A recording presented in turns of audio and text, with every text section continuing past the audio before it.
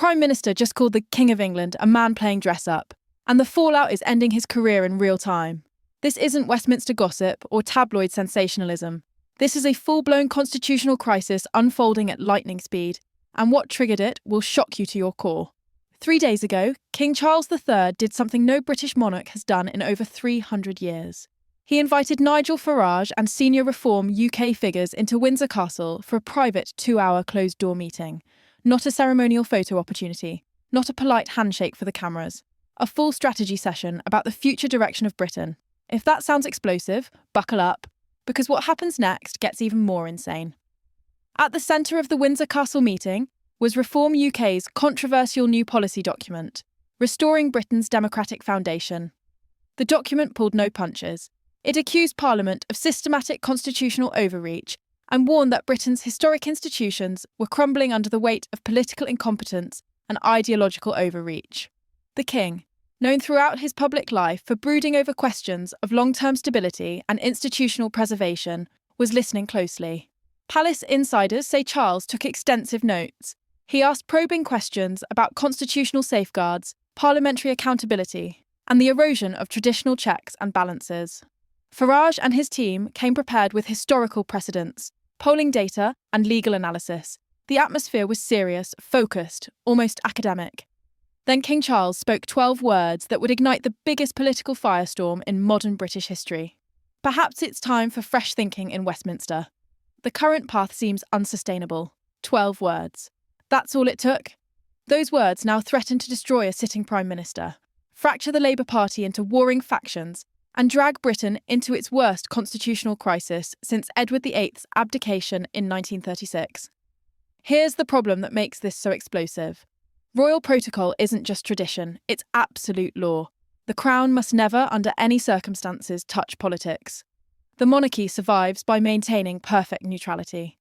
Any conversation that even hints at partisan preference stays locked away forever, protected by centuries of constitutional convention. But within 48 hours of that Windsor Castle meeting, the secret was everywhere. The Times broke it first with a front-page exclusive. Then the BBC confirmed it. Sky News ran emergency coverage. The Guardian published leaked excerpts. The Daily Mail splashed it across multiple pages.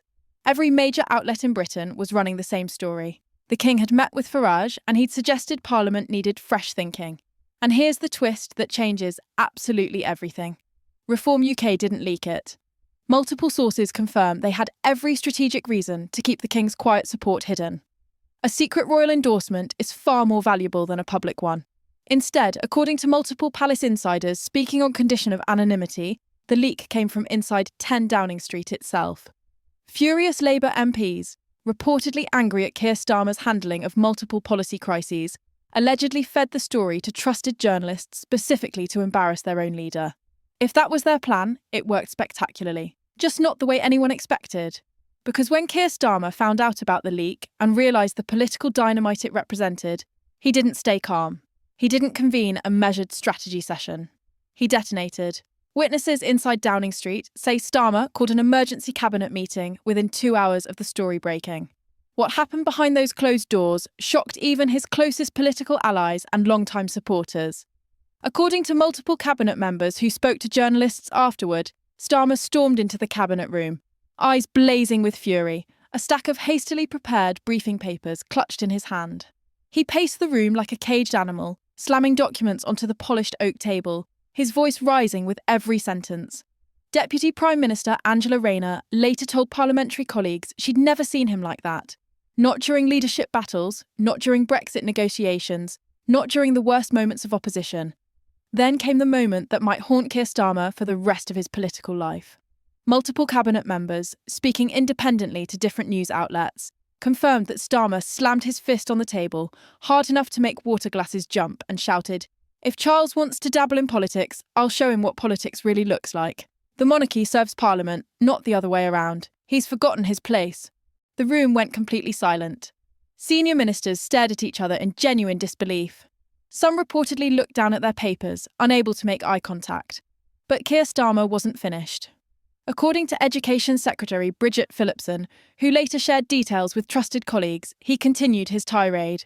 300 years of constitutional tradition? That's just old men in robes playing dress-up. This is 2025, not 1725.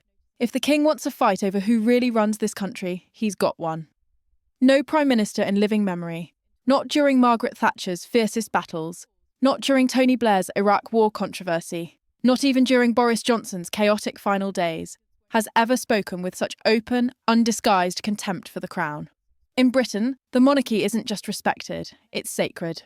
To attack it this directly, this personally, is considered political suicide. Within hours, his words had leaked. Civil servants texted journalists they'd cultivated over years. Ministers whispered frantically to the press gallery between parliamentary votes. By evening, the entire country knew exactly what their prime minister had said. And then the internet absolutely exploded. Within 6 hours, #ResignStarmer became the #1 trending hashtag worldwide, not just in the UK, but globally. Pro-monarchy accounts accused him of borderline treason. Old clips of his speeches resurfaced with inflammatory captions like, "This is what happens when Republicans infiltrate government." Memes flooded every social media platform with merciless efficiency. Starmer photoshopped as Oliver Cromwell preparing to execute Charles I. Starmer standing under a guillotine. Starmer tearing up the Union Jack while cackling. The internet turned him into the week's arch-villain, and the mockery was relentless. But here's what genuinely terrified Labour strategists. It wasn't just Conservatives and Reform supporters piling on. Older, traditional Labour voters, the party's bedrock foundation, felt personally betrayed.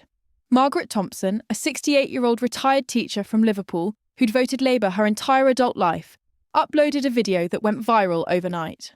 Looking directly into her phone camera, voice shaking with emotion, she said, "I supported Labour through Thatcher's worst years. I supported Labour through the Iraq War. I even supported Labour through Corbyn. But attacking our king, calling our monarchy dress up, that's not the Labour Party I know, that's not Britain, that's not who we are." Her 3-minute clip hit 2.3 million views in 24 hours. Comment sections filled with thousands of disillusioned Labour voters echoing her pain, sharing their own stories of feeling abandoned by a party they'd supported for generations. Then came the polling data that proved the collapse was devastatingly real. A YouGov emergency poll conducted just 18 hours after the story broke revealed damage beyond anything political analysts had seen in modern British politics. A staggering 73% of Britons believed Starmer had gone too far. Labour's approval rating crashed from 42% to 28% in a single day, a 14-point drop that shattered records.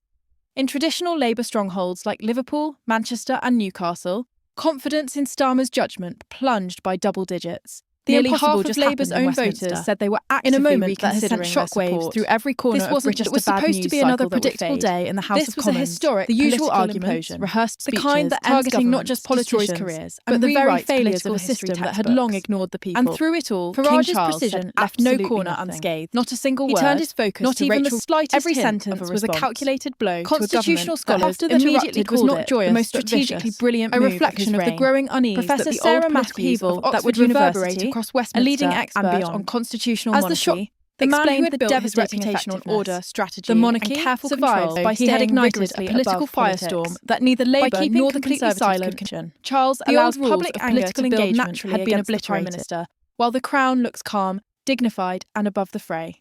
Every hour he says nothing. Starmer looks more reckless, more unhinged, more unfit for office. The contrast is absolutely devastating. Inside Buckingham Palace, whispers spread among staff that Charles was personally hurt, genuinely saddened that his office had been dragged into partisan warfare. But outwardly, he projected nothing. No emotion, no reaction, no statement, only quiet, unshakable dignity. And that masterful political engagement made Starmer's explosive fury look even more unhinged by comparison. Inside Labour headquarters, initial chaos transformed into full-blown panic and then into something worse, resignation. Overnight, a WhatsApp group hastily created and called Damage Control ballooned to more than 40 sitting MPs.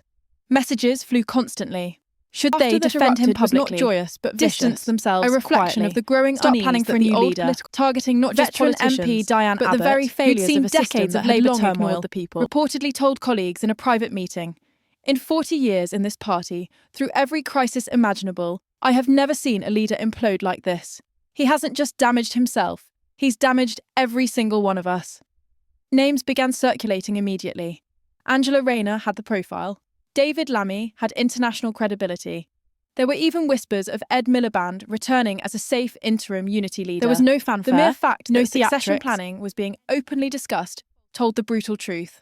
Starmer's position was collapsing by the hour. Transport Secretary Louise Hay was photographed by news cameras leaving Downing Street in tears after what multiple sources described as a ferocious shouting match with the Prime Minister.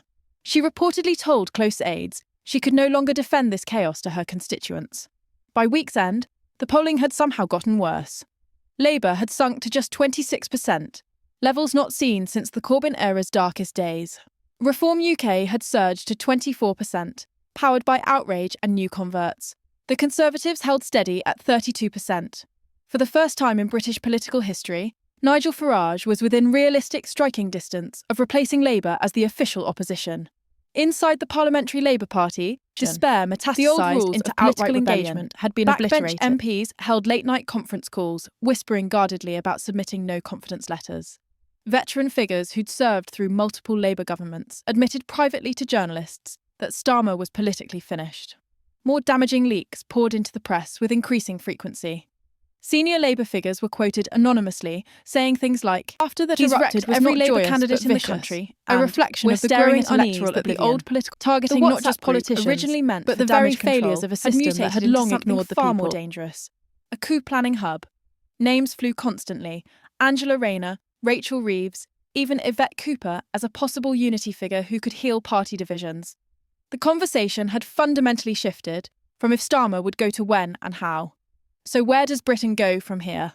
The political order has been shaken to its very foundations. Labour is shattered, split between desperate loyalists and determined rebels. There was no fanfare, with its leader clinging to power by the thinnest possible thread. The Conservatives suddenly stand tall as the only stable, experienced force in British politics. Reform UK has risen from the fringes to the centre of national power, fuelled by public outrage and thousands of new supporters joining daily. And the monarchy? Once questioned by younger generations, once doubted as relevant, it now stands taller and more respected than at any time in modern memory. This wasn't just another political scandal. It wasn't just another leadership meltdown. It was a genuine turning point in British history. One of those rare moments when everything changes, when the old order cracks and something new struggles to be born. What happens in the next few days and weeks will determine the future direction of Britain itself. Whether Starmer survives or falls, whether Labour can recover or faces decades in the wilderness, whether the monarchy emerges stronger or forever changed.